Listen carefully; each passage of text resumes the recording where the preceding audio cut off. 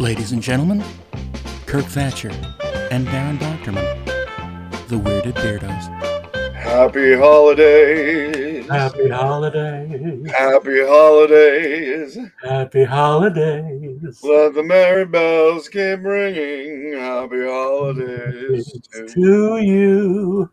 Welcome. everybody. It's our holiday show because we're not going to be around next week or every week. Doing No, we're not going to die. Wait, no. No. Did I read the email wrong? I hope so. It owes me money. This is our last episode of the year. We'll be back after the new year. But in fact, see, look, just to make it legal, there it is. Wow.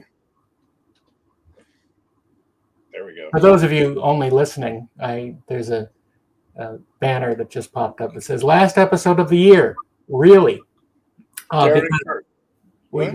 Because a couple episodes ago I said that we wouldn't be coming up the next week, and I lied. I was a liar. You're a dirty liar. You're a master prevaricator. Well, I hope so. So holiday traditions. It's this has become a tradition. We've been doing this for a year. This is our 1 year episode, our year anniversary.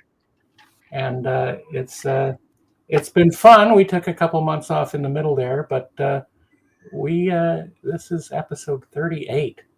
Yes, and for any of you who have listened to all the episodes, we owe you our sincerest apologies. No. Everyone listens. We owe them $5. And it's free. Wait, listen through a cord? I thought this was over the internet. Oh, like the cord, you can use Wi-Fi, Darren. That's it's a chord. It's a G flat major. Saddest of all keys. Everything I say is B flat. It couldn't be more flat. Oh my! But we've had fun doing these. I think I've had fun. I can't speak for. Yeah, I always have fun, and I'm like, oh, we found something to talk about. I have difficulty due to ADHD do anything with regularity except bowel movements. Sorry, TMI. Doing something every weekend makes my brain hurt, but I'm giving myself credit that I actually have and make time for it. And I've had to take the role of the pest that reminds him. When are we recording? When do you want to record on Saturday? You're the annoying one, which I'm sure is shocking to everybody. No, you're the Stan Laurel, and I'm the Oliver Hardy. Except I don't play golf. I just lay in bed and stare at the ceiling. So the holidays. So now holidays, it's a big one because it starts with like Ramadan, and then we have Kwanzaa, then we have Hanukkah, and then we have Christmas, and then there's the winter solstice if you're a pagan or a Wiccan. I'm probably forgetting other holidays. I don't know if Eastern religions like Taoism or Confucianism or Zen Buddhism have a particular winter holiday, but we welcome all celebrations. Do we? Sure. Why not? Yeah, even Satanists. I don't think they do anything particularly. I don't know about that. Well, the Satanists. I'll let you represent the Satanists. I don't represent them, but I am friends with practicing Satanists who are members of the Satanic Church and hold positions in that. And I had one of them fairly close. We had lunch one day, and I said, "So explain this whole Satan thing to me." Which is, we're not marketing the new Jack Black movie, by the way, called Santa, where it's Anyway, and she spent a good 40 minutes explaining that it's not about killing babies or drinking the blood of the innocents or any of that. It's more about the way she explained it. Now, this is her interpretation. There might be others who are like, oh, no, we kill black cats and eat babies. I don't know those ones. The ones I know, and maybe she was putting a nice face on it, but I know her. She's a good solid citizen. Her whole thing is like, worship what we have, worshiping the material, not living for some afterlife, some promised heaven to come. Make heaven on earth here. Enjoy life. Drink the wine, have sex, and be naked and enjoy your body. Like it's definitely that interpretation of it, again, which could be hers, although I've heard others kind of say the same thing, is at least defensible as like, oh, okay, it's not about killing people, and I don't.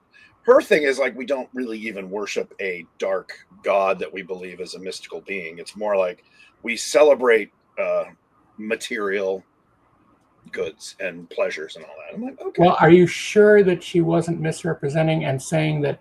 I mean, is she a costume designer? Because she could be a satinist. Anybody? Satinist. Uh-huh. Well, you said they worship material, so Material thing. It's that kind of humor you can expect. I'm just trying to understand. The celebration of life and life's rich panoply, and not being a good person because you get to go to heaven, but being a good person because this is it. So it's sort of not a belief in a hell or heaven. It's a belief in the material world. I'm like, okay. It was more like secular humanism is kind of what it sounded like, is be a good person because we're all in this together, not because, oh, you get wings and you get to fly around with nice people. So I was like, all right, that was interesting. Anyway, if you're a Satanist, we welcome you to listen and enjoy your or a satinist. Or satinist. All right, fine. I'm just saying, you know what? I'm a Big Ten kind of guy, and that's not. I'm a Santa man. It's not a fat joke. Well, doesn't that sound like secular humanism more or less? Except maybe like enjoy it more as opposed to, there's no penury. There's no like, oh, go without. There's no asceticism in it. It's like, no, enjoy. Drink the wine, eat the food. You're throwing a lot of big words in there, Kurt. But I understand you. Episcopalian. You're a smart guy. You're a pretty smart feller. So anyway, welcome all who celebrate whatever you celebrate. Welcome, all welcome. Go into the light. Children. And so, holiday traditions. Darren, yours. Well, I mean, not killing people. That's a start. Not killing people. That's a tradition that I'm hoping to break one of these days. No, that's not true. Look, my family always celebrated Christmas since I was little. In fact, in the early years, my mom and dad wouldn't set up the tree until Christmas Eve, and I would see the tree for the first time on Christmas morning. Wow! So it was not a family event to decorate. It was magic. No, it was magic. Yeah. I mean that changed after I was 6 and my brother came.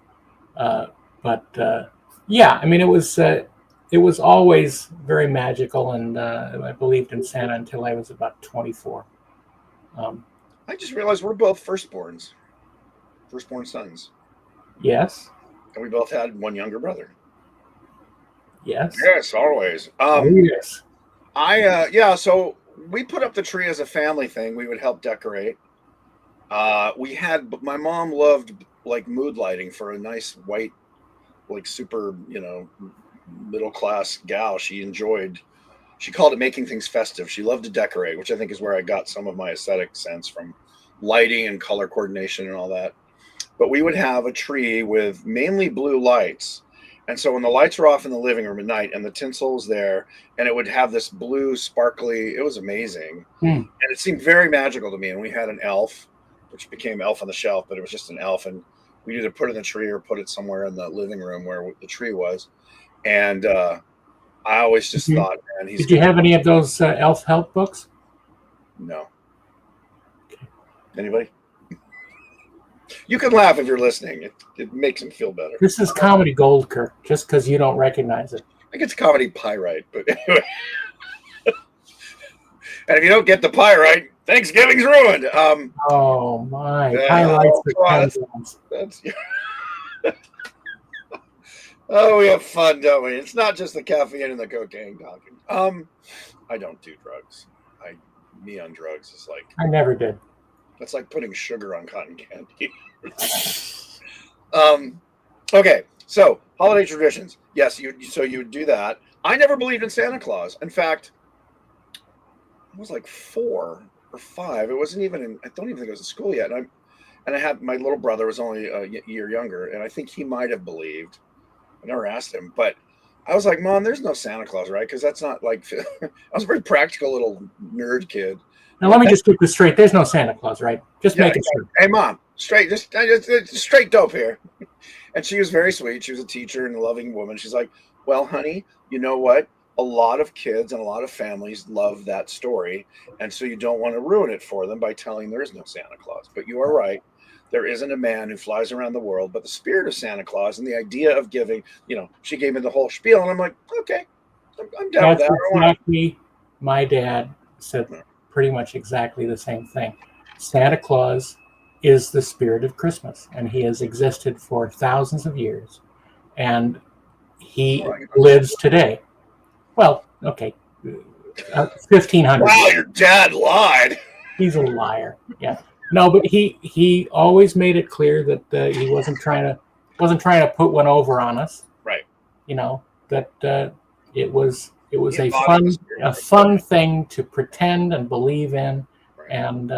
and to be good to people. Right. Like Jesus. I'm kidding. Anyone, please don't be offended. Let's bring more Satanists in, shall we? Hence the black hat this episode. If you're not watching, wearing a black hat with red lettering on it. And what does it say? Oh, Jim Henson. Yeah. So, yes. It was a Henson. Actually, it was a Christmas gift from the Henson Company. Oh, that's nice. So our holiday tradition was putting up the tree. It always had to be a real tree until I think it was the early 80s. My mom, again, always loved decorating. Her favorite colors were pink and blue. So she got a fake flocked. This is a tongue twister. Fake flocked? Fake flocked pink Christmas tree. So it had pink flocking all over it. It was ridiculous. And it did look harmonious with the blue lights, and the tinsel would reflect. And she loved that tree. And I would tease her about it, like, Mom, like pink flock trees went out in the 60s. She's like, I like it. It's festive. That was her term. It's festive. I said, okay, it's your house. You can do it. But it was kind of a funny funny joke in the and then when she moved, my parents moved in 1990 up to Ojai and got a much bigger house, and she had this big pink tree with pink and blue decor, and she loved it, and it just made her happy. So why would you not do it? But I always go for, like, I guess my taste is like very English with and Scottish with plaids and greens and reds and golds. Yeah. Those are kind of the main color themes. And I just have white twinkle lights. And when I haven't done a tree in years because I don't know, it's just without a family and without doing it. There's not much point. I want to do it this year, but since I'm going away soon, I'm like, well, I basically put it up, leave, come back, and 3 days later it's Christmas. And I'm like, yeah. So what I'm doing is listening. I love Christmas music. Sure. What's funny is my dad hated Christmas music. My mom had a couple albums. She had Johnny Mathis and I think Bing Crosby. But my dad, I found out much later, hated Christmas carols. Hated not any Christmas songs. I was like, and he wasn't a grumpy guy, but he's just like, they're just so, I think he felt they were cheesy and shticky, which they are.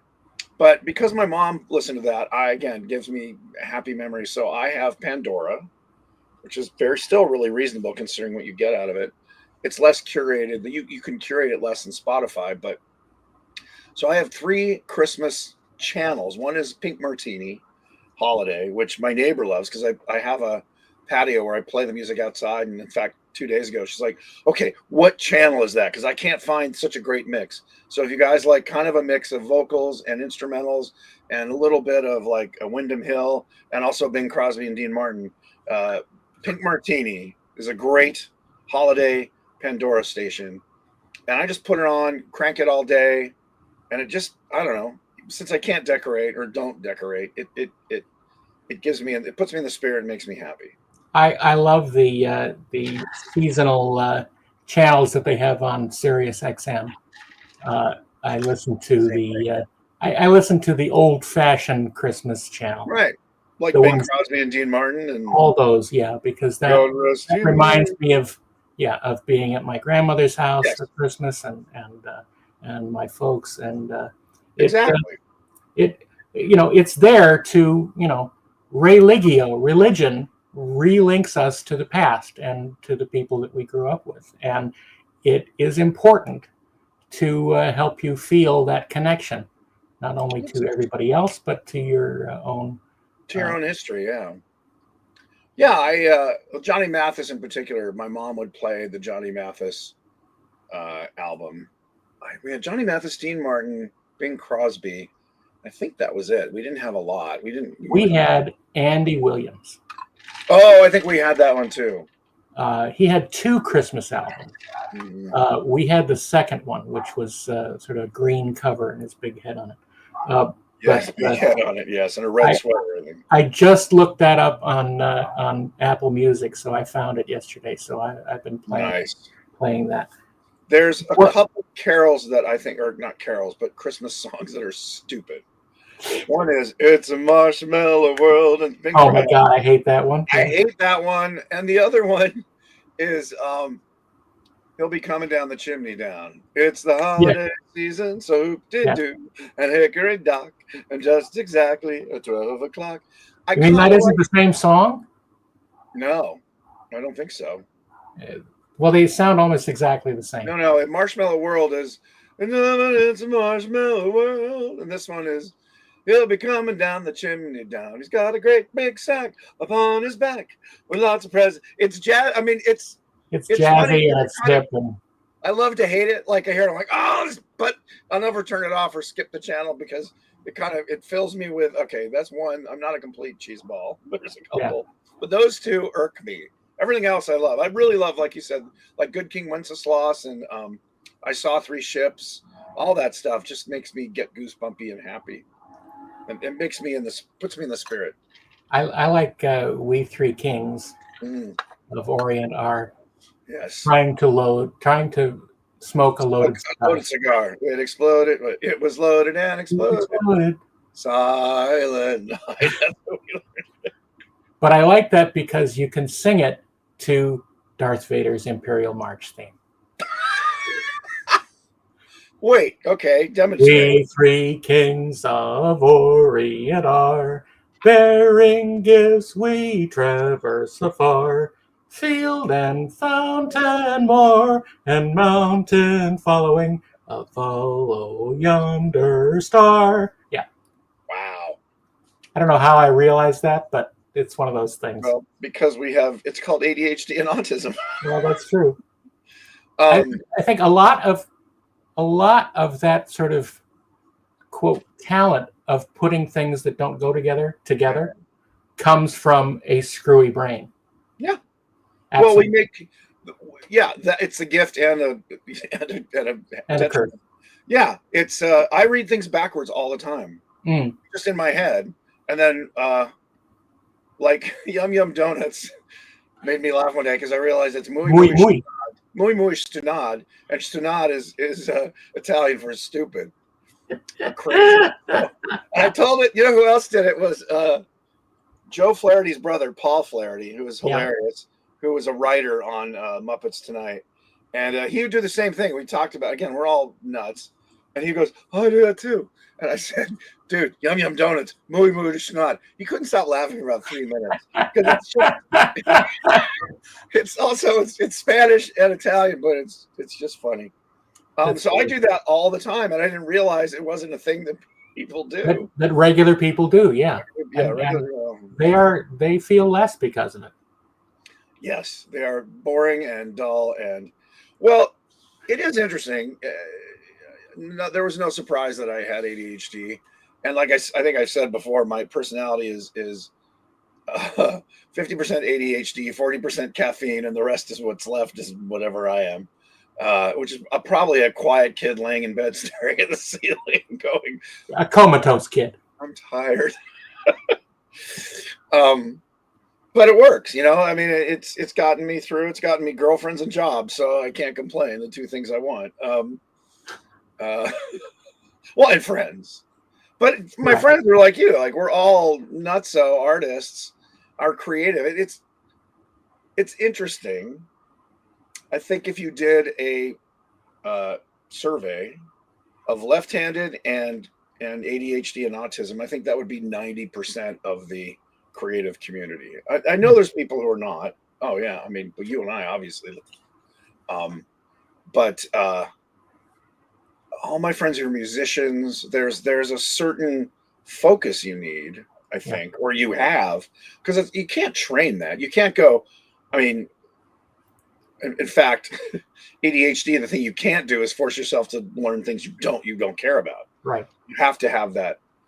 I think the reason I was good in school is I was just naturally curious about everything, so I could find something in any subject to be interested in, except calculus. That one I'm like, nope, sorry, it doesn't make sense. Imaginary numbers, nope, it can't be. That's like magic. It doesn't make sense. So yeah, I fought back on calculus, but everything else was. You don't believe in imaginary numbers, do you, hon? No, I don't. I believe in Santa Claus, but imaginary numbers there are, Darren, for engineers and physicists. It makes them happy, and it's something they believe in because it helps them get through the day. It's not for us. It's not for us. We don't want to tell them that imaginary numbers don't exist. That's actually a funny bit. Yes. So something I wanted to talk about aside from the oh wait, so are we done with holiday traditions? I have one more that is only applicable to my family. Right. In 1964, my parents had just gotten married, and my dad had this huge RCA reel-to-reel tape recorder. And they sat down one night and they made a radio play off the cuff. Right, just improv. Called Captain Skyrocket and Nico the Fudge Bazoon. And it was a Christmas story. What? It was a Christmas story. Nico the what? Nico the Fudge Bazoon. I'll explain what that is later. I love it. It's amazing. They just sat down and did this. I think they had done some trial runs earlier on, just goofing around. But they made this stuff up, and it was an adventure. It was like an old-time radio show with Captain Skyrocket was like a Sky King character. Yeah. And his assistant was Roxanne. Captain Skyrocket and Roxanne. And they would go on adventures. And this adventure was they had to travel to the North Pole to capture Nico the Fudge Bazoon, who was importing fudge during the holidays and making it difficult for local fudge makers to make a living at Christmas time. And so he got his orders from the chief, and he got into his Skyrocket, which was a super fast plane. And the Skyrocket was not working, so they had to borrow from a friend of theirs a plane called the Super Smeller Special. And they turned the dial to fudge, and it led them right to Nico's lair. I love this. It's amazing. And I think you should illustrate this. You should do a book because it's so fun. No, someday I will.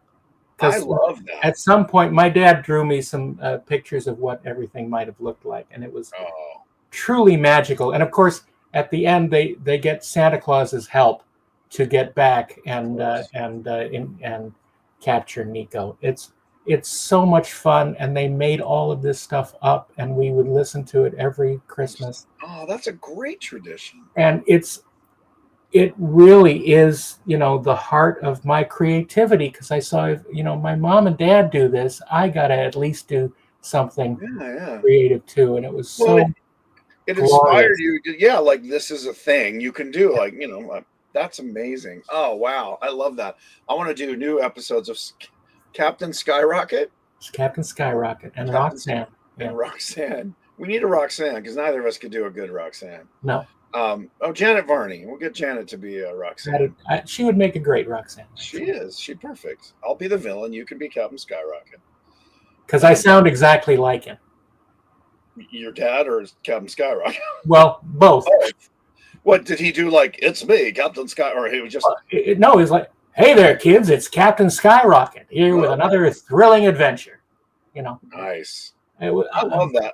It's so great. Jim Lewis and I always talked. He was the other Muppet writer, if people don't know that name. That we were both stuck there for years. We talked about doing radio plays because we're both a big fan of old radio. And now it's a podcast. It's Thrilling Adventure Hour did that for years. Yeah.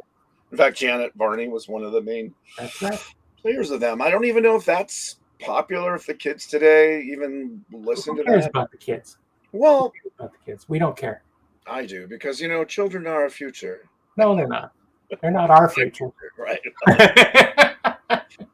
There are. Well, it could be our audience. Now how you do it. You'd have to have animated on YouTube and then put it up, and then. Well, that's true. That's true. Even with like bad, just like animating on tens. I think we should do something along those lines just to get it out of our system. I would love that. I mean, it's not like we don't do voices or something. I guess. Yes, I want to do the Hans Conried. Planet of the Warburdens. Everyone talks like Patrick Warburton. I saw something recently. There was a bunch of comedians, and they're all doing Patrick Warburton as like the meeting of the Warburdens. It was funny and silly. And they're like, War of the Warburdens. War of the Warburdens. Yes. All right, you mugs. This is a problem here. All right then. What's interesting is, speaking of Patrick Warburton, like there was a character actor, I think that's fair to call him that, who literally brought a unique voice and cadence, which is something to say these days. There's not a lot of people who come out and have such a unique performance style. I think it just came out of him. I don't think it's pretty much all his performances. Has that, it's like Shatner, it's kind of, well, especially I never watched T.J. Hooker. Did he kind of keep the same sort of Bill Shatner, Captain Kirk? More or less. He didn't pause as much. Right. Okay. What about Adrian Zmed? I met Adrian Zmed at this thing. I was still in high school. It was a benefit for something, and Adrian Zmed said that there was a clause in his contract that he couldn't run faster than Shatner in a shot. I love that. I don't know if he was making that up, but it's just plausible enough. Yeah. That's amazing. I not a big fan of TJ Hooker. I think I was busy doing whatever I was doing. I wasn't watching it. Well, it's not meant for us. It's meant for the next generation. All of this is for you. This is not for you. I wouldn't know the theme song. TJ Hooker's here. He rolled over the top of a car, right? Yeah, that's what I remember. He did the car. And he points his gun and freezes. Of course, the beautiful Heather Locklear was on that show. There aren't really cop shows like that anymore, are there? They're all mysteries and medical mysteries. When you have big moments like defund the police, cop shows aren't really popular anymore. Well, yeah. Even the drama ones, the Hill Street. Well, there's Blue Bloods. That's huge. But that's military police, right? No, that's police officers. Yeah.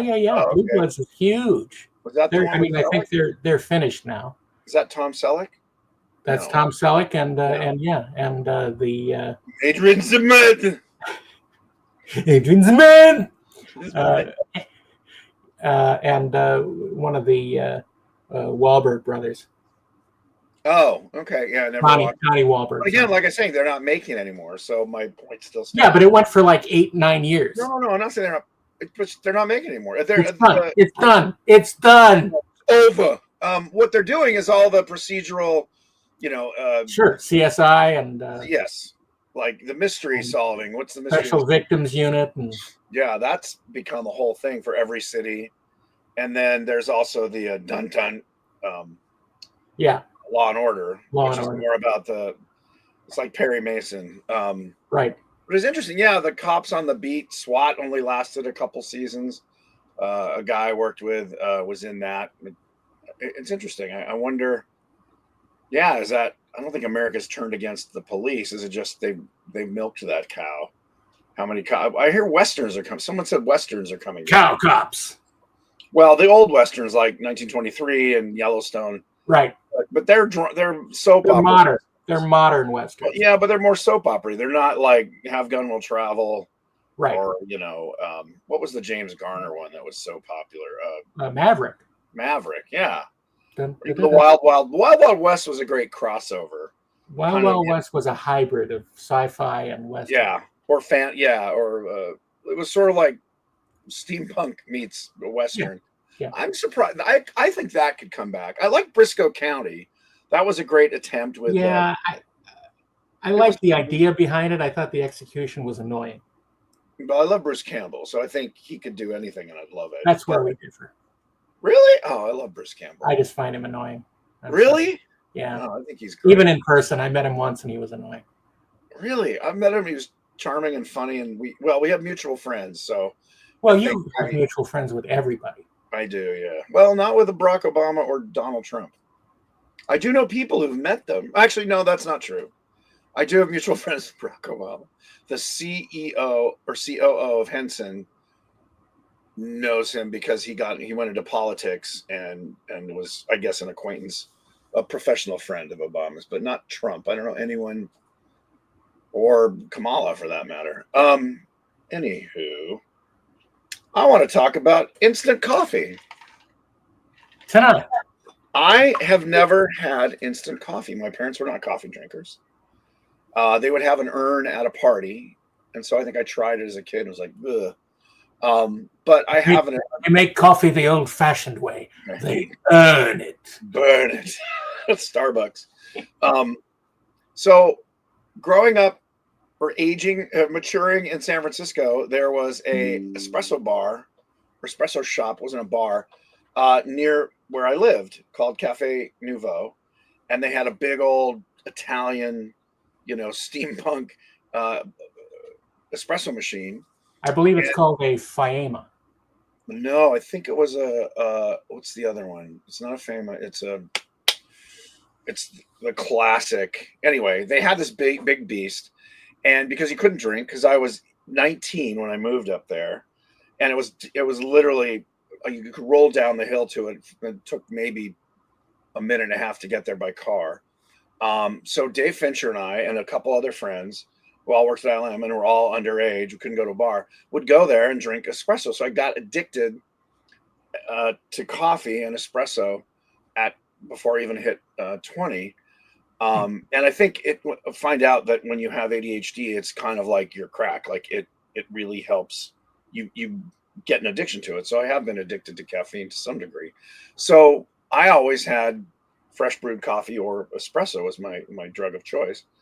And then Starbucks came around. And then I finally, about 15 years ago, bought, after a job, I directed, if it was 15 years ago, I think it was Muppet Wizard of Oz. And I had a chunk of change, and I bought a really nice $3,000 Italian-made espresso machine. And every morning I make 2 to 4 shots of espresso, steam the milk, and got really good at foaming milk and being a home barista. There's a whole website called Home Barista where you can learn about, everything, how to clean your machine, what kinds of milk to use. Even what I love is the nerds who get on there and they actually have like electron microscopes and they talk about the different grinders and they show like how this grinder will affect the grinds down to the microscopic level. Well, there's an app for that. It's called Grinder. And No, Darren, you're mistaken. That's for a different kind of addiction. Oh. Yeah. Okay. See what I did? Snuck in. See how subtle I am? You just slipped it in. Subtle as barf in a fishbowl. I just made that up. See? It's the caffeine. It makes my brain go. It also makes your... Yeah, anyway. Speaking of going, TMI. See? Anyway, so espresso snob, I would go to espresso bars and go, whose beans do you use? I buy my espresso from my beans. I grind my own beans. I have a fancy grinder. Anyway, I started just making iced coffee during the day because I didn't want hot coffee in LA. No, you don't. So I would use the leftover grinds when you're grinding espresso. Sometimes you want to run it through, or some of it falls over when you're tamping. So I do that and make iced coffee in a French press like once a week. And then I started buying iced coffee, like, it's like $8-9 for 32 ounces. So a friend of mine who's been staying with me, she uses instant coffee. And I'm like, oh, I thought it was garbage. And she's like, no, they got it down. So I don't know which brand I use, but I found a dark roast instant coffee, and it's amazing. It's made my afternoon iced coffee so much easier. And I just thought that was an almost interesting story to share. Particularly for those of you who like coffee, maybe you should try. Hearing about coffee. That's lovely. Do you find it a part of your life or no? I never got into coffee. I mean, I drink it occasionally, but I never made it a habit. I think, well, the espresso bar, and then being on movie sets at 6 a.m. where it's cold, like when we were shooting. Yeah, I've been on movie sets too. You're just using that as an excuse. No. I mean, but I said it further. You're an addict, Clark. I said I have an addiction. Clark McPatchman. Clark It's what makes me McCool. Is the caffeine. Yeah. Anyway. Yeah, I just never got into it, and I don't know why, because my mom drinks coffee and my brother drink coffee like crazy. Nobody drank anything in my house. My parents did not drink beer, wine, any hard alcohol, and they didn't drink coffee. They were very clean living human beings, and I have a complete shame to. That's another thing I want to talk about. My parents' attitude towards adult beverages, liquor. We had a cabinet in the living room that had, all the drinks and stuff. And they told us about it. They said, look, we don't care if you want to try it. Just let us know. Yeah. And I think I might have tried like a scotch one time, and I nearly vomited before I was 10 years old. Yeah. And it never had that sort of pull that something forbidden would have, But what was I going to say? There was another part to it. But it was something that they just treated very normally. That's a very adult way to talk to your kids. Like, here's the thing. Yeah. No, my parents, were around the New York scene in the early '60s, so they would go to parties and stuff, and they were very of the world. So they just sort of treated it normally and didn't give it a you must never do this. Right. This is forbidden. Verboten. Yeah. My parents. I'm just saying. So it was a very normal thing, and it wasn't forbidden, so it wasn't attractive. We didn't have it, so I didn't really. And it was a religious thing. My parents, and they socialized with other people, and it was Christian Science. Right. So there were never parties. There weren't people who brought wine over. I remember. Hey, how are you? I remember a friend of mine it was like a senior in high school, or maybe the 1 year I lived at home before I moved off and he was invited over for Thanksgiving because he lived from back east and he was staying in town, and he brought a bottle of wine, and my mom was very gracious, and she's like, oh, thank you so much. And she said, would you like some to him? And he's like, oh no, this is a gift. I don't want to, drink it in front of you. She said, all right. She put it away, and then she gave it away at a thing. But yeah, very gracious. It was like, oh my God. But yeah, there was no appeal to it. And my mom did tell me that I had she had aunts. So my grandmother had like 7 sisters or something. And a couple of them had been alcoholics. They were Scottish. So that wasn't super shocking, but one or two of them were institutionalized for it. So she would just say, it's if you get, if you have that bug, it's not a good thing. So I didn't really start drinking. And then I remember, like with you and your dad offered you a scotch at 10, I was at a friend's sleepover, and the parents were out for running errands or something, and there was a beer in the fridge. So we all took a pull on a Miller High Life, like a 64 ounce.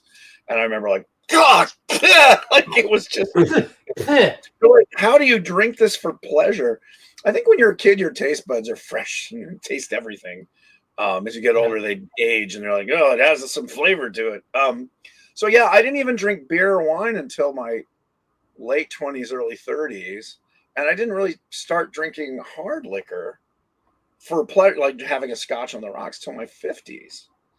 So that's probably why I can still make sentences go together.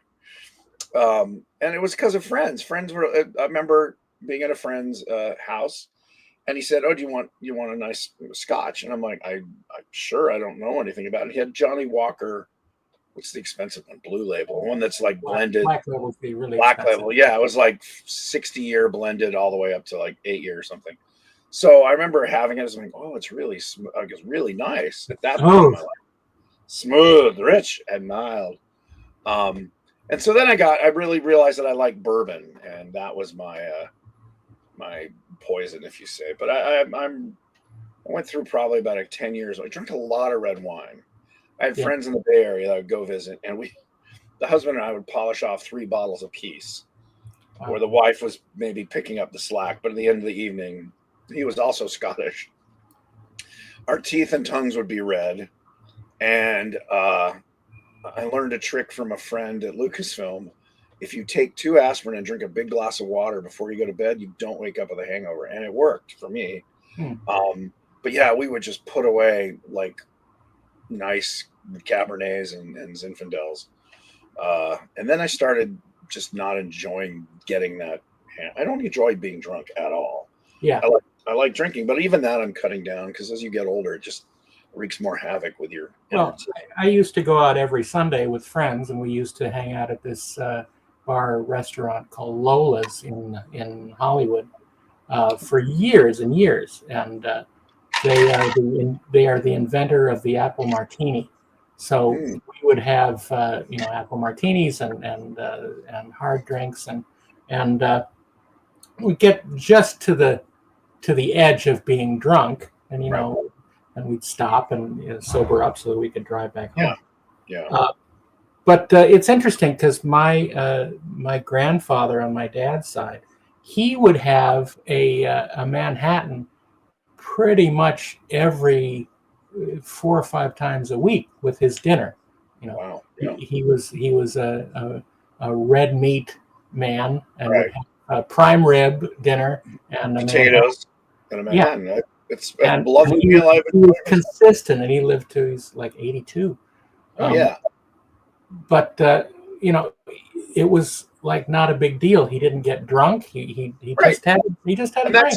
That's where I'm at now. Tiki drinks are a double whammy because they're high in sugar, right, and fairly alcoholic. So I'm a big tiki bar fan, but I've also learned to roll back and have a couple of tiki drinks and then just have, soda and lime or Diet Coke or water.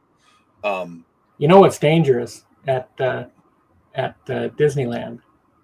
At one of the restaurants that are outliers near the Disneyland Hotel, they have the Dole Whip Dark, which has rum in it. Dark rum, yeah. It is amazing, and it will get you. Yeah. I'm just saying.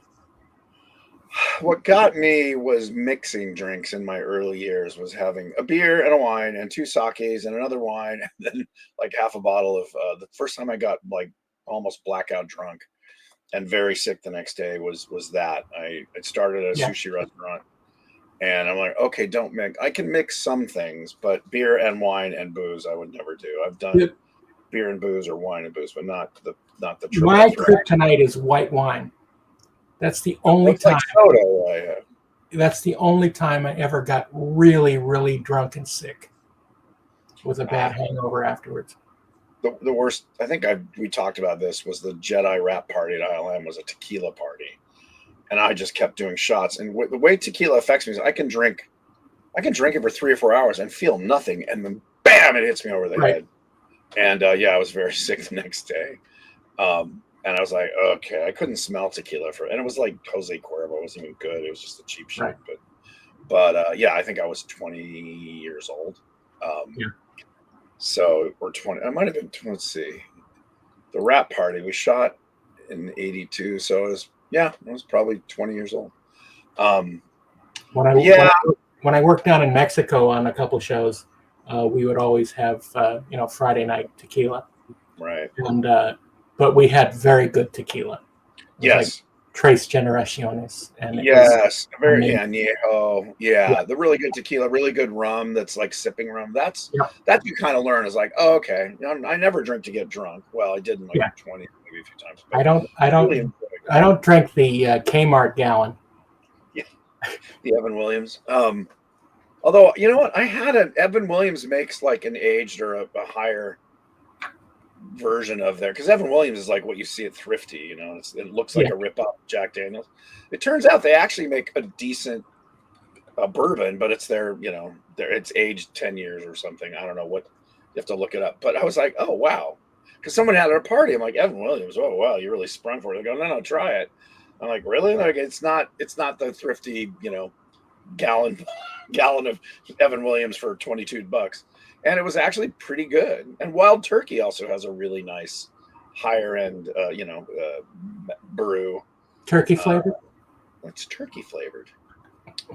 One thing you're talking about your uncle or your grandfather, my Grandfather. granddad. So I only had one set of grandparents that drank, and my granddad would get old granddad when we go to a nice restaurant. We go to Chasen's once in a while or the Yeah, Smokehouse, and he would have my grandmother smoked, and she might have a martini, and then he would get old granddad, and I right. thought literally as a kid like that's what granddads drink. I thought it was like I didn't realize it was a label, and then someone gave me an old bottle of it it had like a pen and ink drawing of like a kind of a balding guy, kind of nose and pointy chin, and I think they still make it, but that was my introduction to drinking a drink after dinner or with dinner with my Right, grandparents at what we considered at the time they were fancy restaurants. That's right. another thing. Restaurants exploded in the '80s. Oh, In sure. in LA, it was either fast food, and I'm including Chinese for that. There was no Thai that I was aware of. No.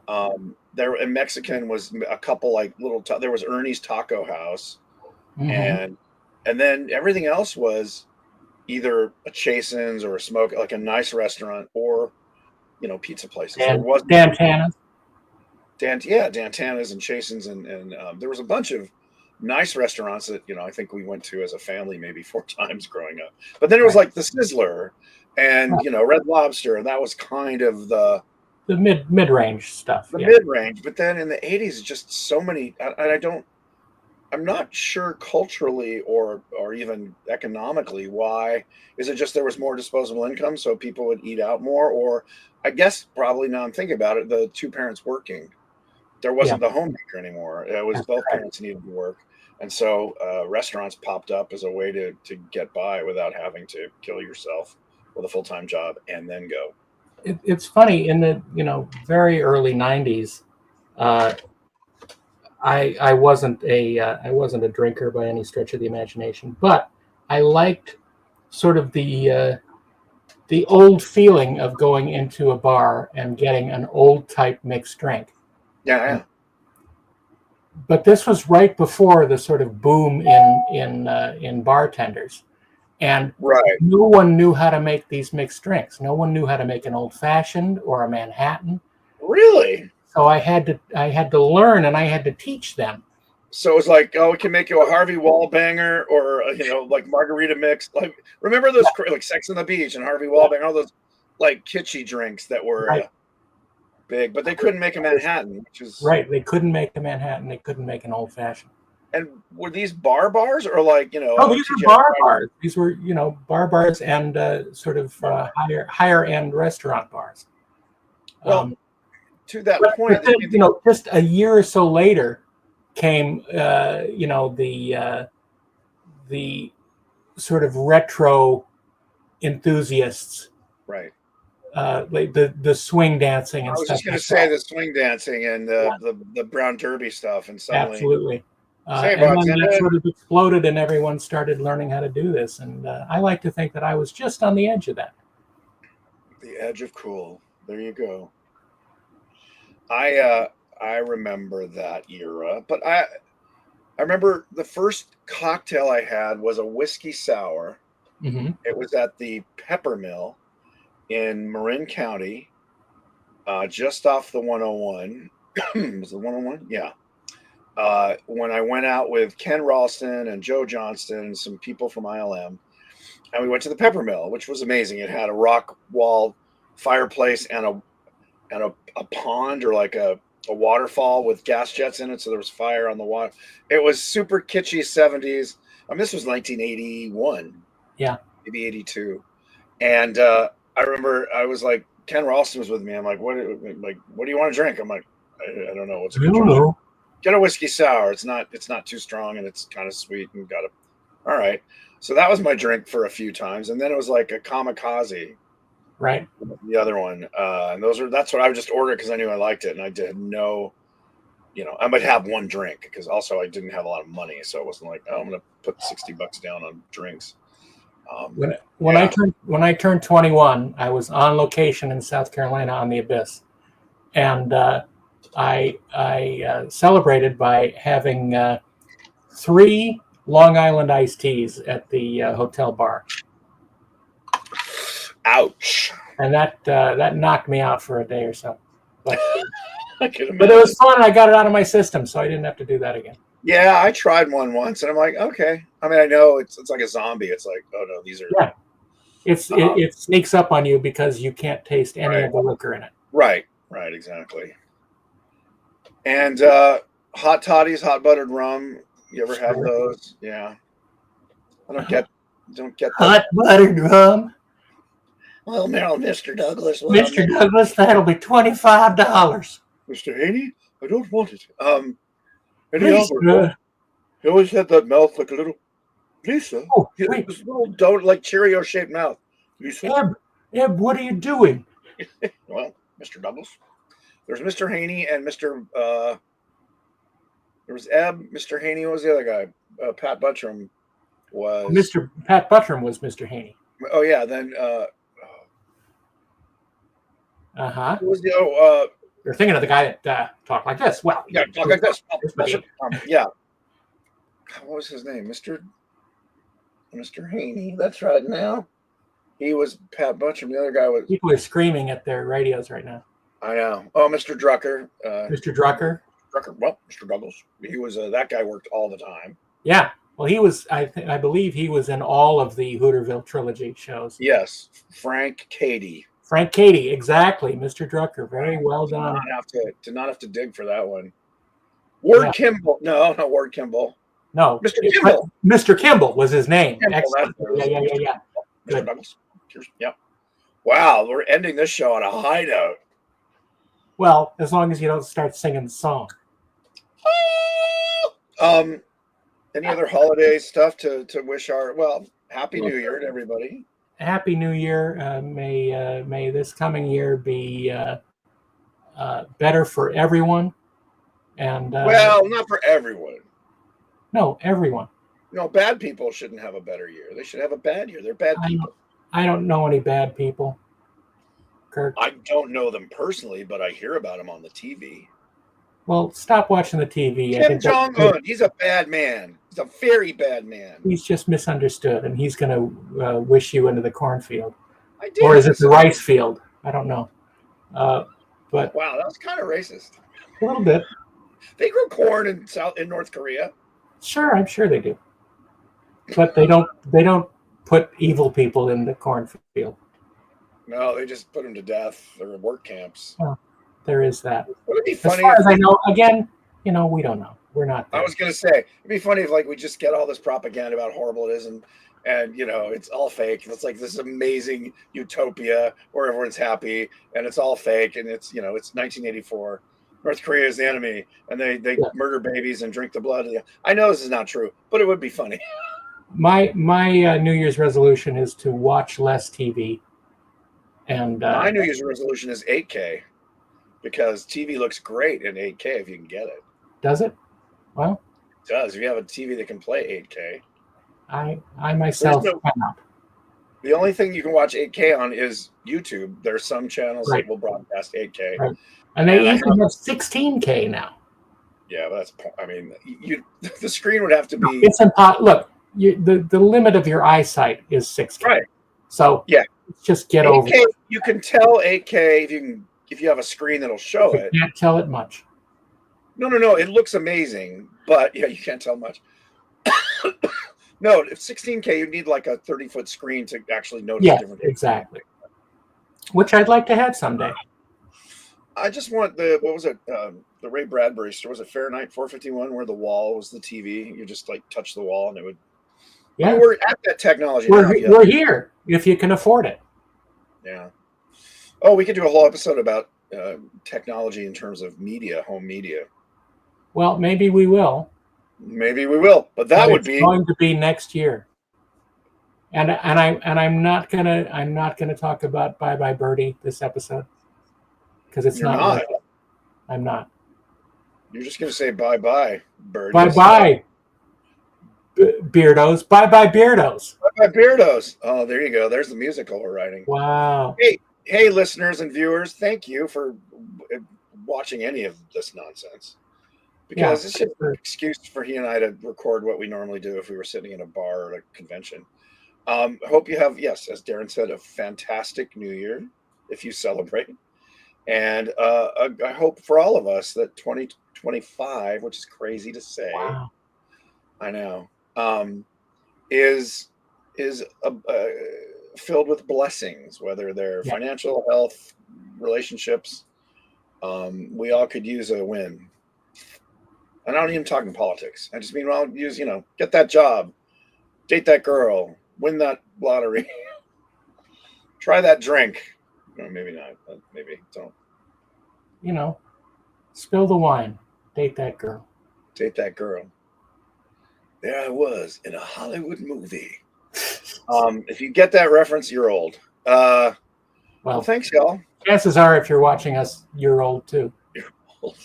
And if you're not, you'll get old listening to us. Thanks for being with us all these episodes, and hope to catch you back in the new year. Yes, we're going to have a brand new look. No, it's going to be exactly the same. We have a children's chorus sing us in and out. There'll be dancing llamas. I've been working on that. I'm training them as we speak. With the llama trainer. Sounds like a George Lucas character name. Llama trainer. All right. Bye, Darren. Bye, Kirk. See you next time. See you in the movies. Have fun. Be good. Do good. And I'll try. So long. The Weirded Beardos are Kirk Thatcher and Darren Doctorman. Email them at theweirdedbeardos@gmail.com.